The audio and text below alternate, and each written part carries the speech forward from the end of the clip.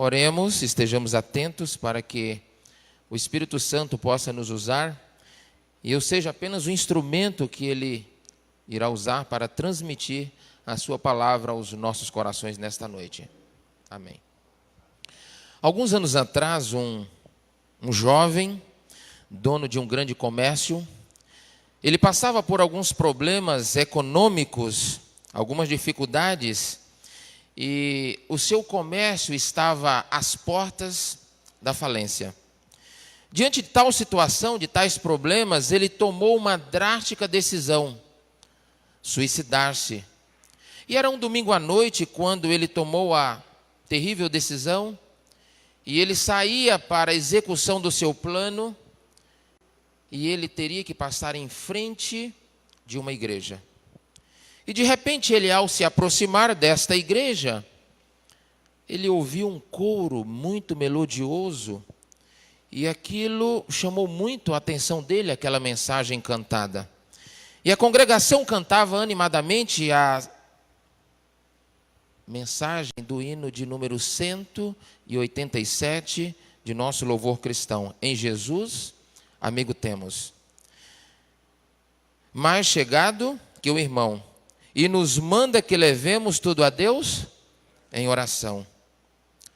Oh, que paz perdemos sempre, oh, que dor de coração. E aquele jovem começou a meditar naquela letra, e ele ficou, mas que tantas promessas, eu nunca ouvira falar de tais promessas. E ele tomou uma decisão, aproximar-se um pouco mais, para ouvir bem de perto.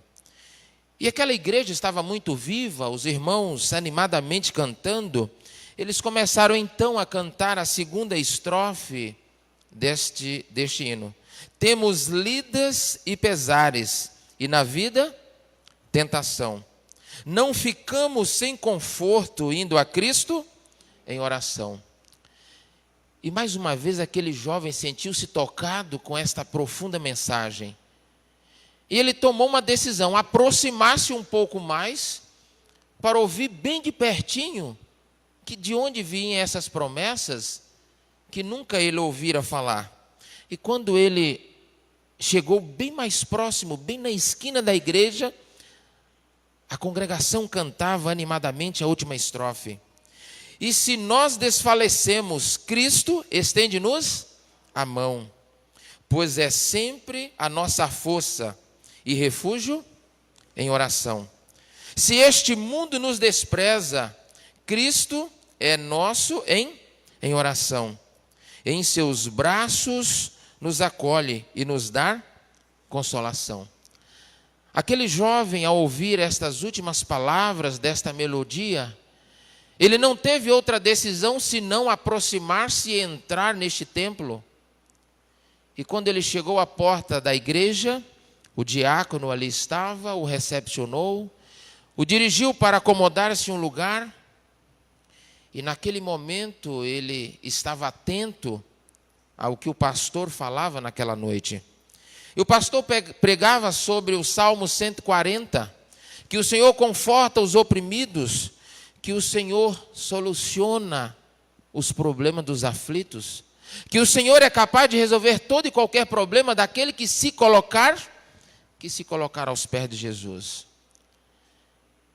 E aquele jovem nunca ouvira falar de tantas promessas, de tanto perdão, de tanto conforto, de tanto consolo, o quanto ele ouviu naquele momento, naquela noite.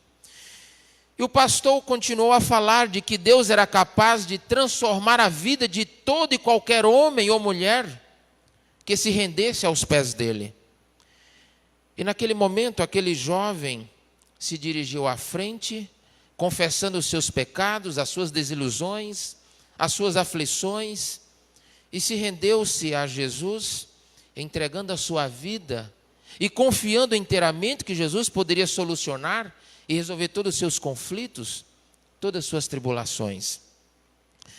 Terminado o momento do apelo, a igreja se sentiu-se feliz, maravilhada pela grande decisão daquele jovem. Mas por quê?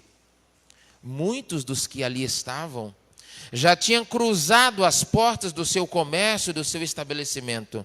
mas nunca o convidara para se fazer presente, para ouvir a palavra de Deus, para conhecer tais promessas, a qual ele ouviu naquela noite. Tamanha foi a alegria daquela congregação, daquela igreja. E alguns chegaram para o cumprimentar, e ele alegremente o recebia, e para outros ele dizia: mas como você, há quantos anos frequenta o meu comércio? Quantas vezes você adentrou a porta do meu estabelecimento e você nunca o falara para mim deste Deus transformador? Nunca você falou para mim dessas promessas? Nunca você me convidou para partilhar dessas bênçãos? E as pessoas, sem explicar, baixavam a cabeça e voltavam para os seus lugares, porque não tinham como retrucar ou como explicar para aquele jovem a sua decisão.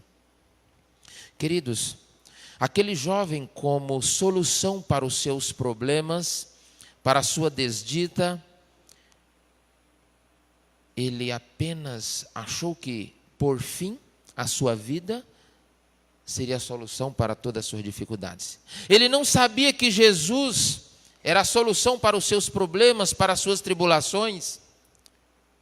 Ele não sabia que Jesus poderia solucionar e resolver todos os seus problemas. Ele não sabia que Jesus já havia pago o preço da sua vida há mais de 2000 anos atrás. Ele não sabia que apenas entregando a sua vida a Jesus, confiando os seus cuidados e anseios aos cuidados de Jesus, ele receberia forças o suficiente para superar todas as dificuldades e todas as tribulações que ele estava passando. Queridos, Jesus, quando carregava o pesado lenho, não pensou se resistiria ao peso daquela cruz. Não pensou se os pregos em suas mãos cravadas, se a coroa de espinho em sua fronte colocada o torturasse tanto. Ele não pensou, ele não preocupou-se com isso. Por quê? Porque o Filho do Homem não veio para ser servido, mas para servir. E o seu grande propósito, o seu grande privilégio, foi para que tivéssemos vida e vida em abundância. Evangelho segundo João, capítulo 10, versículo 10, nos confirma: eu vim para que tenham vida e vida em abundância. Mas pouco de nós reconhecemos esta grande promessa de Jesus para a minha vida e para a sua vida. Pouco de nós valorizamos este grande privilégio que o Senhor Jesus concedeu a cada um de nós. E este homem deu a sua vida em resgate de muitos, deixou um lugar de honra, o seu trono de glória, a sua majestade, os seus privilégios celestiais. Ele deixou tudo isso e sujeitou-se ao martírio, ao escárnio, à morte de cruz, para que você e eu tivéssemos o privilégio nesta noite de adorá-lo, de glorificá-lo, de reconhecê-lo, o seu grandioso sacrifício por este mundo, por cada um de nós. Queridos, ele certa vez perguntou a alguém: que queres que eu te faça? Em seu ministério, ele alcançou a muitos corações. E esta história, este episódio está registrado no Evangelho segundo Marcos, capítulo 10, versículos 46 a 52. Abramos nossas Bíblias e vamos acompanhar. Evangelho segundo Marcos, capítulo 10, versículos 46 a 52. E foram para Jericó. E quando ele saía de Jericó, juntamente com os discípulos e numerosa multidão, Bartimeu, cego, mendigo, filho de Timeu, estava sentado à beira do caminho. E ouvindo que era Jesus, o Nazareno, pôs-se a clamar: Jesus, filho de Davi, tem compaixão de mim. E muitos o repreendiam para que se calasse. Mas ele cada vez gritava mais: Filho de Davi, tem misericórdia de mim. Parou Jesus e disse: chamai-o. Chamaram então o cego, dizendo-lhe: tem de bom ânimo, levanta-te, ele te chama. Lançando de si a capa, levantou-se de um salto e foi ter com Jesus. E perguntou-lhe Jesus: que queres que eu te faça? Respondeu o cego: mestre, que eu torne a ver. Então Jesus lhe disse: vai, a tua fé te salvou. Imediatamente tornou a ver e seguia Jesus estrada fora. Queridos, aqui no Evangelho segundo Marcos narra uma de inúmeras histórias, de inúmeros encontros de Jesus com aqueles que o procuravam, que o buscavam. E este jovem, ele estava ali a esmolar, a mendigar o seu sustento. Ele era cego e estava ali costumeiramente naquele caminho buscando o auxílio daqueles que tinham disposição de ajudar-lhe. E ele ouviu ali um burburinho, uma aglomeração. Ele sentiu o pisa-pisa de muitos que por ali estavam passando. E ele descobriu que Jesus estava vindo. Ele perguntou: quem vem? O que está acontecendo? E as pessoas disseram: é Jesus de Nazaré que passa. Eles já ouviram falar de que Jesus poderia solucionar o seu problema, porque já havia resolvido o problema de muitos. E ele não pensou outra coisa: agora é a minha oportunidade. O meu momento é agora, chegou a minha vez. E ele começou a clamar por Jesus. Jesus, filho de Davi, tem compaixão de mim. E as pessoas repreendiam aquele cego, aquele jovem: cala-te, ele jamais te ouvirá. E ele sentado no cantinho ali, vencendo as suas dificuldades, ele passou a clamar agora mais alto: Jesus, filho de Davi, tem misericórdia de mim. E neste momento, Jesus ouviu o seu clamor. Diante de tanta gente, diante daquela grande multidão, Jesus cercado de muitas pessoas, e ele sentado ali no seu cantinho a esmolar, em busca do seu pão de cada dia.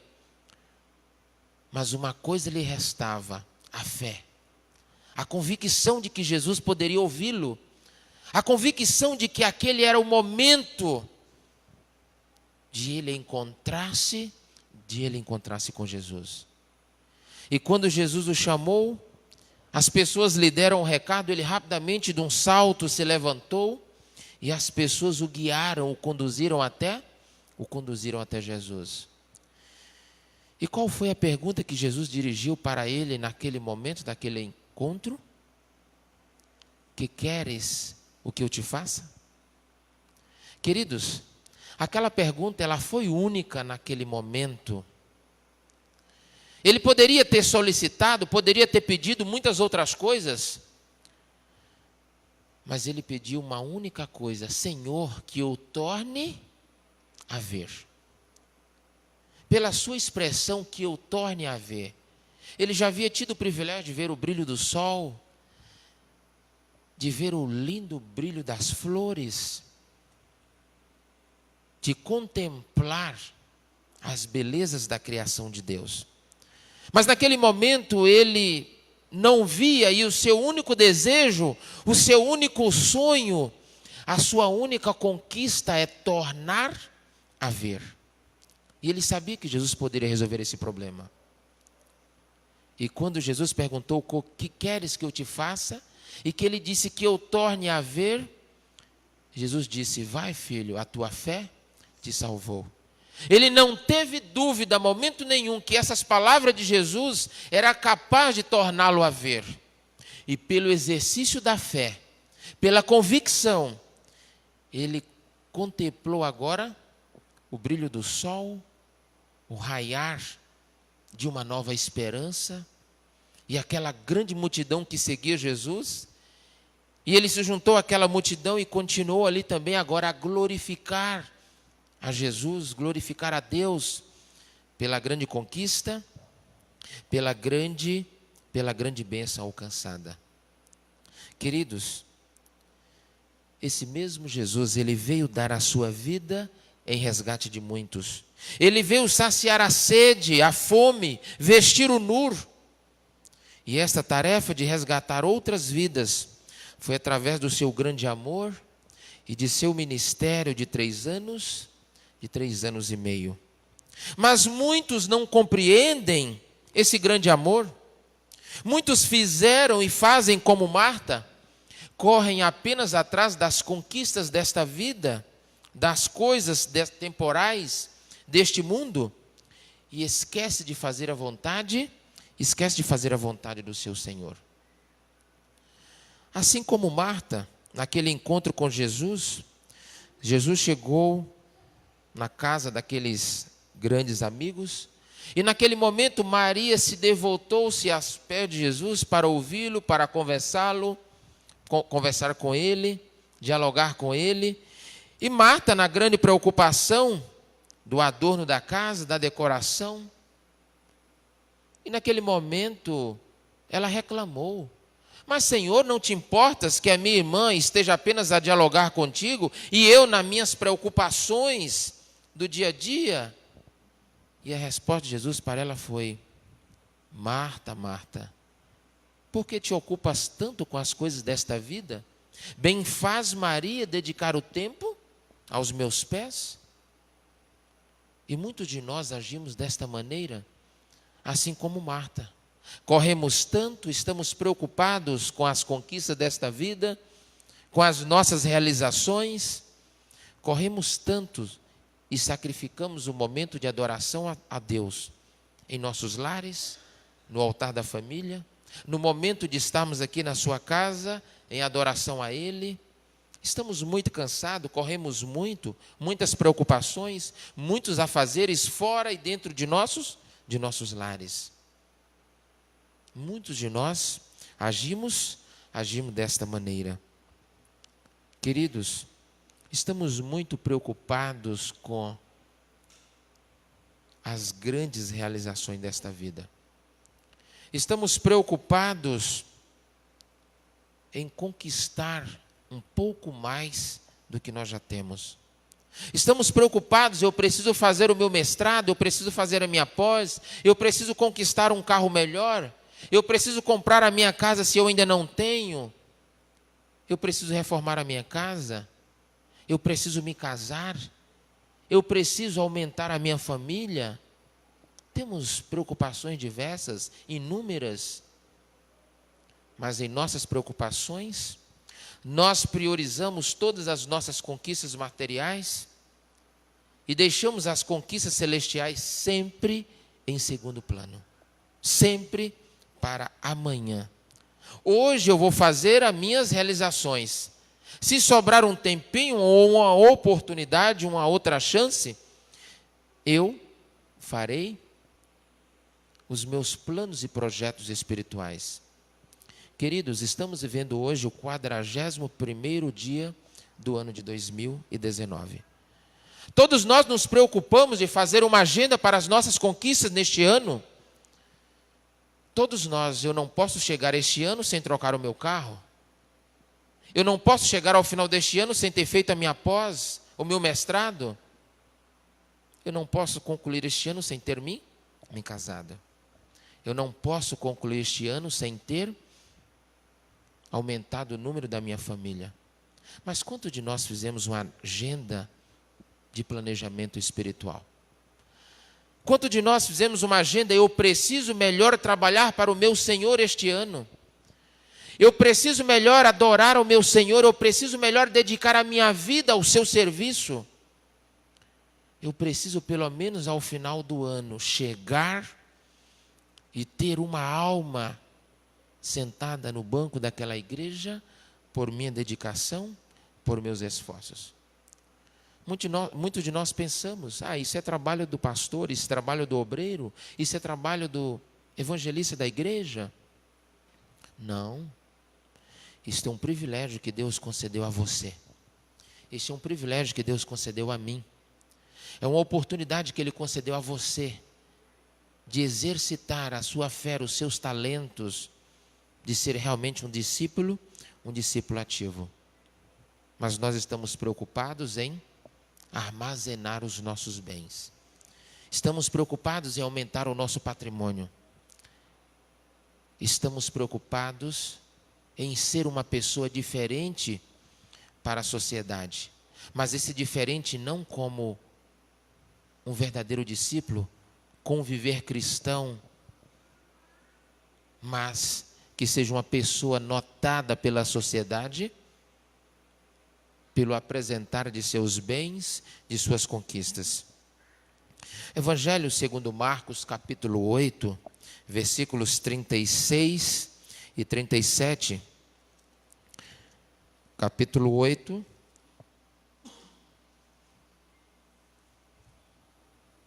Capítulo 8, versículos 36 e 37. Nos diz: quem quiser, pois, salvar a sua vida, perdê-la. E quem perder a sua vida por causa de mim e do meu evangelho, salvá-la. Que aproveita o homem ganhar o mundo inteiro e perder a sua alma? Que mensagem profunda para mim e para você nesta noite. Quem quiser conquistar o quê? Quem quiser conquistar uma vida diferente, uma vida melhor, precisa fazer algumas renúncias. Que aproveita o homem ganhar o mundo inteiro e perder a sua alma? Será que muitos de nós que estamos aqui nesta noite não estamos nesta busca dessa grande conquista e estamos deixando para segundo passo o nosso galardão? E aqui entra algo importante. A renúncia do nosso eu. A renúncia de muitas conquistas. A renúncia de muitos prazeres que almejamos. Porque essas conquistas, elas poderão comprometer, elas poderão minar o nosso desejo de desfrutar da maior de todas as recompensas. O que tem você para oferecer a Jesus? Não adianta possuir o mundo inteiro e perder a salvação. Um certo homem pensou em armazenar os seus bens e encheu-se de justiça própria. Ele conseguiu a grande realização, a sua grande conquista. Conquistou um grande patrimônio, grandes imóveis, grandes recursos armazenado ao banco. Mas o que aconteceu? Ele encheu-se de justiça própria. Depois foi acometido de uma grande enfermidade e começou a gastar de uma maneira sem medida todos os seus recursos, tudo aquilo que ele havia conquistado, tudo aquilo que ele havia juntado, mas não foi suficiente para resolver o seu problema. Não foi suficiente para restaurar a sua saúde, não foi suficiente para devolver-lhe a vida. E ele se foi. Como ele não reconhecia que Jesus poderia resolver o seu problema, ele confiou apenas nos seus bens, nos seus recursos. Ele confiou naquilo que ele tinha conquistado com o seu suor, com os seus braços. Mas ele esqueceu de que nada aquilo tinha valia diante de tal situação. Ele esqueceu de que ele veio sem nada e também voltaria sem nada. A arrogância, a justiça própria não foi capaz de levá-lo a ter um encontro com Jesus. 1 Pedro, no capítulo 1, vem nos trazendo um conselho muito importante para essa nossa decisão de querer ajuntar mais tesouros e dedicar menos tempo para servir ao Senhor, para testemunhá-lo. 1 Pedro, capítulo 1, versículos 18 e 19. sabendo que não foi mediante coisas corruptíveis, como prata ou ouro, que fostes resgatados do vosso fútil procedimento, que vossos pais vos legaram, mas pelo precioso sangue, como de um cordeiro, sem defeito e sem mácula, o sangue de Cristo. A nossa salvação, a nossa restauração é conquistada unicamente pelo sangue de Cristo. É pecado possuirmos recursos? É pecado desfrutarmos de bênçãos e privilégios que o Senhor nos concede? Não. Quanto mais temos privilégio de servir melhor ao Senhor, de ser útil à sua casa, de melhor pregarmos o Evangelho, de com nossos recursos dedicar para a realização de outros projetos. Mas aqui nos diz, não é com o ouro e nem com a prata, não é com o nosso patrimônio que vamos comprar a nossa salvação, que vamos dedicar a nossa vida ao Senhor, unicamente pelo sangue de Cristo. Precisamos reconhecer isto, unicamente pelo sangue de Cristo, que recebemos a restauração de nossos pecados, que somos resgatados para a cidade por vir, para a cidade celestial.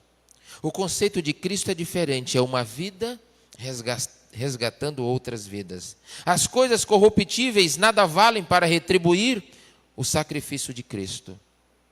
Unicamente pelo sacrifício dele que podemos ser resgatados. E o que nós temos feito para retribuir a Cristo este grande privilégio dessa salvação? O que você tem feito para apresentar ao mundo o plano da salvação? Como você tem dedicado o seu tempo, a sua vida, para resgatar outras vidas? Jesus foi o maior exemplo para o mundo. Jesus foi o maior exemplo para nós nesta noite. E como você tem dedicado o seu tempo, a sua vida, os seus talentos, o seu conhecimento para resgatar outras vidas? Será que naquele dia, na sua volta, Ele aceitará as nossas desculpas? Ô Senhor, me perdoe. Eu fui fiel a Ti naquilo que foi-me possível, mas eu não tive tempo de dedicar mais o Teu Evangelho. Eu não fui uma testemunha viva na escola, no trabalho, na faculdade. Eu não dei razão para que as pessoas chegassem para mim e perguntassem: que Deus é este que você serve? Quem é este Deus que foi capaz de fazer isso por tua vida? Queridos, o testemunhar é o melhor instrumento que temos para pregar o Evangelho. Aqueles que conhecem a história da sua vida, aqueles que acompanharam toda a trajetória da sua vida, que sabe que você já teve momentos difíceis e cruciantes na história do seu caminhar. E hoje você tem uma vida diferente através do seu testemunho. Você pode também fazer com que outras pessoas sintam o desejo de conhecer quem é esse Jesus. Queridos, muitas vezes negligenciamos de falar deste amor aos que ainda não conheceram Cristo. Alguns anos atrás, um grande evangelista estava em uma praça, muitos estavam ali a ouvir, acompanhando aquela mensagem, e como em todas as eras os escarnecedores nunca faltaram, chegou um certo homem para aquele evangelista e perguntou: pastor, por que esse Jesus que você tanto está falando aí não transforma a roupa deste mendigo que está ali a esmolar? E aquele evangelista falou: você tem razão. O meu Jesus, o meu Deus, Ele é capaz realmente de transformar a vida de todos aqueles que se entregam a Ele. E este mendigo, este homem que está ali, Ele pode sim ter as suas vestes transformadas assim que ele dar lugar para Jesus transformar a sua vida. Jesus não quer transformar apenas vestes. Ele quer transformar a vida. E no momento que a pessoa dá lugar, que ele transforma a vida, as pessoas têm o prazer, têm a alegria, têm a satisfação de ser uma nova criatura. Você tem razão. Se ele permitir que Jesus seja o Senhor da sua vida, se ele permitir que Jesus transforme a vida dele, você não mais o verá mendigando, esmolando ali. E é isso que Jesus quer fazer contigo nesta noite. Muitas vezes estamos a mendigar muitas coisas desta vida. E Jesus quer transformar-nos. Ele quer mudar o teu coração. Ele quer fazer uma mudança de dentro para fora. Ele quer que você realmente seja uma nova criatura. E que você esteja não mais a mendigar as coisas deste mundo, mas que seja uma testemunha do poder transformador de Jesus. Muitas vezes negligenciamos de falar deste amor aos que ainda não conheceram o poder transformador de Jesus para as suas vidas. Queridos, e como foi para aquele cego naquele encontro com Jesus? A mesma pergunta Jesus fez ao cego de Jericó. Ele faz para mim e para você nesta noite. Que queres que eu te faça? E qual a sua resposta para a pergunta de Jesus neste momento? Talvez nós estamos preocupados, Senhor, eu preciso de uma bênção. Eu preciso de conquistar muitas coisas materiais. Estamos às vezes até pensando, mas esquecemos de pedir o principal. Senhor, transforma o meu coração, transforma a minha vida. Não permita que eu saia daqui nesta noite sem fazer um novo concerto contigo, um novo plano de vida espiritual para este novo ano. Que nós possamos com sabedoria responder à pergunta de Jesus neste momento. Que queres que eu te faça? E ao findar a nossa jornada espiritual neste ano de 2019, nós possamos estar aqui para testemunhar as bênçãos, as promessas, as conquistas que foram alcançadas por todos aqueles que se dedicaram, que se permitiram ser transformados por Jesus neste momento que Ele te faz esta pergunta. Que queres que eu te faça?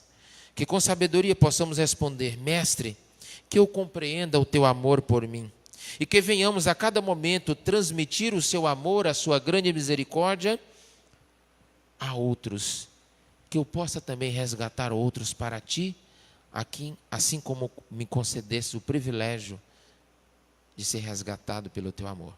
Que o Senhor nos dê a sua graça, que o Senhor nos ajude e nos faça compreender a grande missão, o seu grande amor por cada um de nós nesta noite. Amém.